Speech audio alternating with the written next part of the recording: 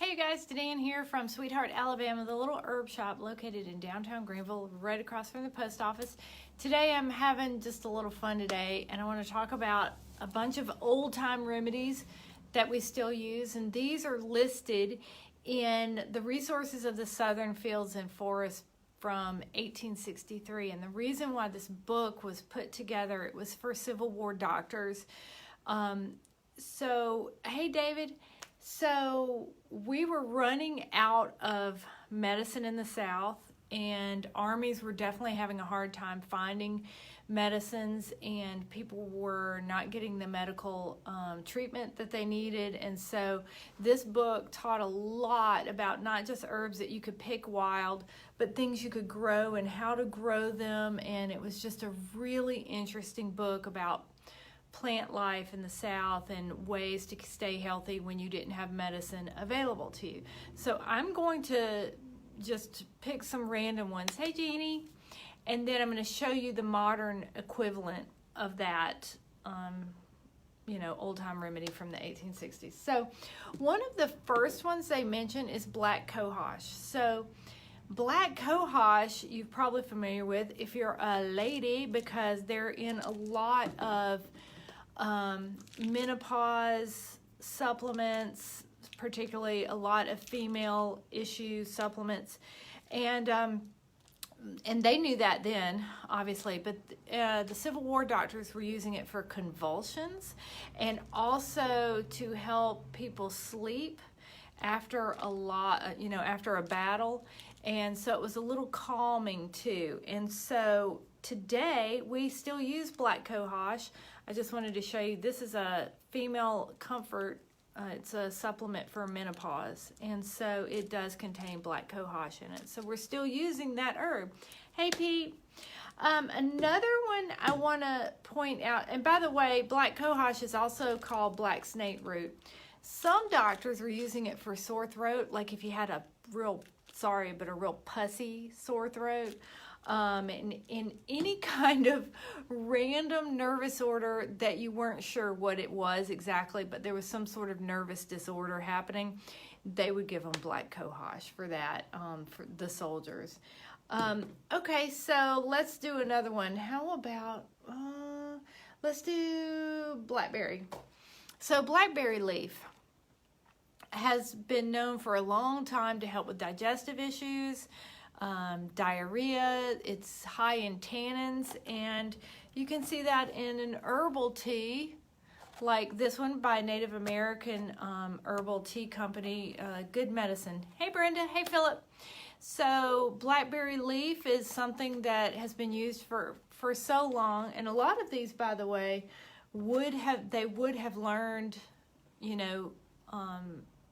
from Native Americans. They would have learned about these plants a long time ago, that Native Americans would be using them in the South. Hey Brenda.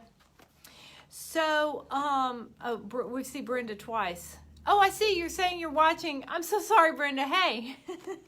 I'm so glad you're watching. Okay, so blackberry leaf, especially for diarrhea. Now look, they were having a lot of issues. Most of the Civil War soldiers, 620,000? I could be wrong on that number if somebody wants to check me on that. Hey Carol, I think it was around 600,000 soldiers we lost. Hey Alice, a lot of those soldiers died from disease, not from, the battles themselves.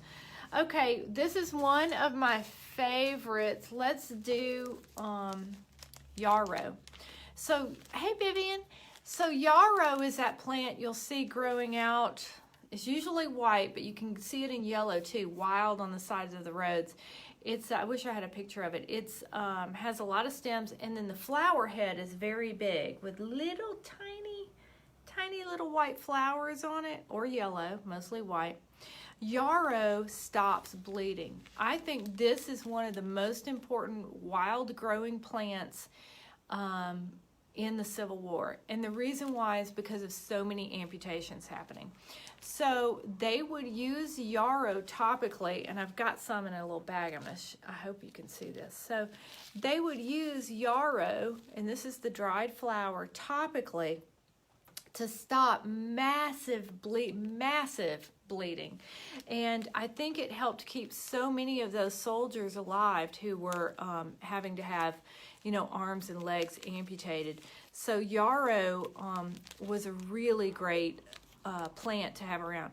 Here's another thing to know about yarrow is it will increase a fever if you take it as a tea, so you have to be very careful with that. But there are times when you want to burn your fever out or burn whatever is going on out, and they would use that as well. So another one would be, I'm going to show you this herb while I've got this stuff on my hands, white willow bark. So willow bark, we knew for a long time had pain-killing properties, right? But also, willow bark would help lower the fever, right? So could find it anywhere in the South, really easy to find. And there you go, dried pieces of willow bark. Both of these things are still used today in herbal medicine for sure. Okay, so and so if you're ever out and about and you cut yourself and you see some yarrow growing, slap some yarrow, or if you can't find that, find a spider web. Spider webs stop bleeding. So I want to talk about cannabis, because cannabis is listed in this book, right? And obviously they have been using cannabis or hemp for a long time for rope. They were very aware of the intoxicating properties of the cannabis plant, the marijuana cannabis plant. Is specifically the indica strain. But also, this is what I found really interesting. Burning the stalks of the hemp plant, they would use that charcoal to help manufacture gunpowder. So think about in the Civil War when it's really hard to find all of your supplies, and I would assume gunpowder would be one of them. They were making their own by burning hemp stalk as part of the ingredients for the gunpowder, which I thought was really, really interesting. Another one I'm going to show you is chamomile. So, we use chamomile a lot every day for eye compresses with the tea bags, or to drink the tea for calming, to help with bedtime, make you sleepy. They were using chamomile flowers as an antiseptic poultice, so you got a cut or God forbid, a gunshot wound, whatever, they would put the chamomile flower in a poultice and put it on somewhere on your skin. They also, here's what's interesting about this, they were using chamomile tea for hysterical attacks. So when people were freaking the hell out, they would give them some chamomile tea. Just another great herb that we still use today. So there's one more that I don't have anything of. I just thought this was really interesting. Sweet gum trees. So the inner bark of sweet gum trees, they would boil with milk, and that would help stop diarrhea and help with what a lot of soldiers died from, which was dysentery. So you could also use the blackberry leaf, hey Donna, for dysentery as well. So I found that to be so interesting. If you find, I'm probably going to put this up on the YouTube channel. If you find this, I'll have a link to that actual book.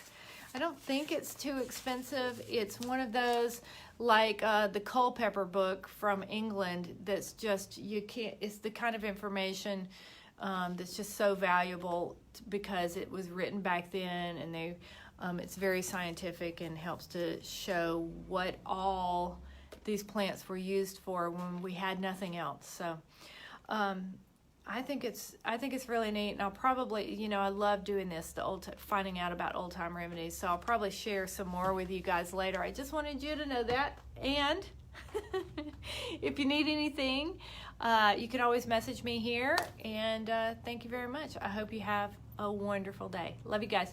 Mwah. Bye.